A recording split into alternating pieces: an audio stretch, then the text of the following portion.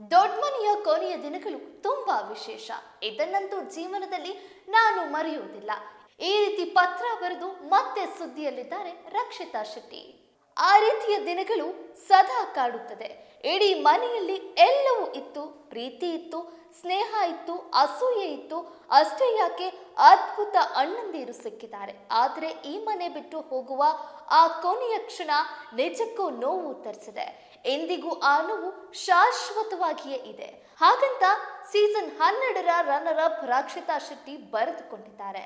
ತಮ್ಮ ಮನದ ಅಷ್ಟು ಭಾವನೆಗಳನ್ನ ಅಕ್ಷರ ರೂಪದಲ್ಲಿಯೇ ತಿಳಿಸಿದ್ದಾರೆ. ವಿಶೇಷ ಏನಂದ್ರೆ ಕನ್ನಡದಲ್ಲಿಯೇ ಸಾಲುಗಳನ್ನ ಬರೆದಿದ್ದಾರೆ. ಮನೆಯಲ್ಲಿ ಸ್ಪರ್ಧಿಗಳಾಗಿಯೇ ಹೋದೆವು, ಆದರೆ ಆ ಮನೆಯ ಹೋಗ್ತಾ ಹೋಗ್ತಾ ನಮ್ಮ ಮನೆ ಆಯಿತು. ಎಲ್ಲವೂ ಇದ್ದ ಈ ಮನೆಯಲ್ಲಿ ಅಣ್ಣಂದಿರು ಸಿಕ್ಕಿದ್ದಾರೆ. ಪ್ರೀತಿಯ ಮಾತುಗಳು ಕೇಳಿ ಬಂದಿದೆ, ಅಸೂಯೆ ಕೂಡ ಇತ್ತು ಬಿಡಿ. ಇಷ್ಟೆಲ್ಲ ಇರೋ ಈ ಮನೆಯನ್ನ ಬಿಟ್ಟು ಬರೋದು ಅಷ್ಟು ಸುಲಭ ಆಗಿರಲಿಲ್ಲ. ನಿಜಕ್ಕೂ ಆ ಮನೆ ಬಿಟ್ಟು ಬರುವಾಗ ದುಃಖ ಜಾಸ್ತಿನೇ ಇತ್ತು. ಈ ನೋವು ಶಾಶ್ವತವಾಗಿಯೇ ಮನದಲ್ಲಿ ಉಳಿದಿದೆ. ಆದರೆ ಅಲ್ಲಿಂದ ಬಂದ್ಮೇಲೆ ಆ ದಿನ ಇನ್ನು ಒಂದು ಮನೆಗೆ ಹೋದಾಗ ಸಿಕ್ಕ ಖುಷಿನೇ ಬೇರೆ ಇದೆ. ಇಷ್ಟಲ್ಲದೆ ರಕ್ಷಿತಾ ಶೆಟ್ಟಿ ಕಿಚ್ಚ ಸುದೀಪ್ ಮನೆಗೆ ಭೇಟಿ ಕೊಟ್ಟ ಕ್ಷಣವನ್ನು ನೆನೆಸಿಕೊಂಡಿದ್ದಾರೆ. ಕಿಚ್ಚ ಸುದೀಪ್ ಅವರ ಮನೆಗೆ ಹೋದಾಗ ಬೇರೆ ಅನುಭವವೇ ಆಗಿದೆ. ಅದು ತುಂಬಾನೇ ಖುಷಿ ಕೊಟ್ಟ ಕ್ಷಣವೂ ಆಗಿದೆ. ಆದರೆ ಈ ಮನೆಗೆ ಬಂದು ಹೋದ್ಮೇಲೂ ದೊಡ್ಡ ಮನೆಯನ್ನ ಬಿಟ್ಟು ಬಂದ ಕ್ಷಣ ಮನದಲ್ಲಿ ಅಚ್ಚು ಉಳಿದಿದೆ. ಹಾಗಂತಲೇ ರಕ್ಷಿತಾ ಶೆಟ್ಟಿ ತಮ್ಮ ಮನದ ಮಾತುಗಳನ್ನ ಕನ್ನಡದಲ್ಲಿ ಬರೆದಿದ್ದಾರೆ. ಸೋಷಿಯಲ್ ಮೀಡಿಯಾದ ತಮ್ಮ ಪೇಜ್ನಲ್ಲಿ ಹಂಚಿಕೊಂಡಿದ್ದಾರೆ. ಆದರೆ ಈ ಕನ್ನಡ ನೋಡಿದ್ರೆ ಬೇರೆ ಯಾರದೋ ಕಡೆಯಿಂದ ಬರೆಸಿದಂತೆ ಕಾಣ್ತಿದೆ. ಕಾರಣ ಕನ್ನಡ ಇಲ್ಲಿ ಅಷ್ಟು ಚೆನ್ನಾಗಿಯೇ ಇದೆ.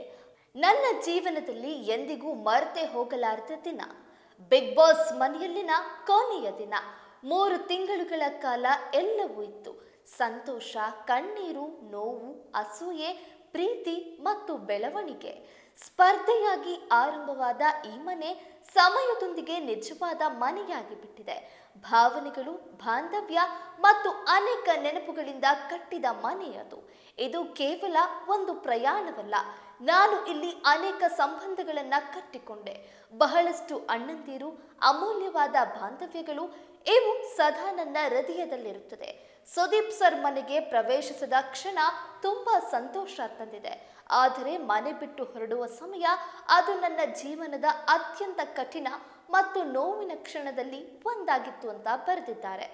ಈ ಎಲ್ಲ ತಿಂಗಳುಗಳ ನಂತರ ಈ ಮನೆಯನ್ನ ಬಿಟ್ಟು ಹೋಗುವುದು ಸುಲಭವಾಗಿರಲಿಲ್ಲ.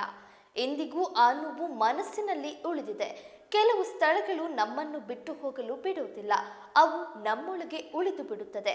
ಮನೆಯ ಹೊರಗಿದ್ದ ನನ್ನ ಜನರಿಗೆ ಹೃದಯಪೂರ್ವಕ ಧನ್ಯವಾದಗಳು. ನಿಮ್ಮ ಪ್ರೀತಿ, ಬೆಂಬಲ, ಪ್ರಾರ್ಥನೆಗಳು ಮತ್ತು ಮತಗಳು ನನಗೆ ಶಕ್ತಿ ಕೊಟ್ಟಿದೆ. ನಾನು ಅಷ್ಟು ದೂರ ಈ ಮನೆಯಲ್ಲಿ ಉಳಿಯಲು ನೀವೇ ಕಾರಣ.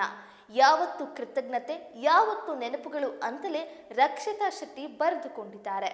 ಸದ್ಯ ರಕ್ಷಿತಾ ಶೆಟ್ಟಿ ಹಂಚಿಕೊಂಡಿರುವ ಪೋಸ್ಟ್ ಸಖತ್ ವೈರಲ್ ಆಗ್ತಿದೆ.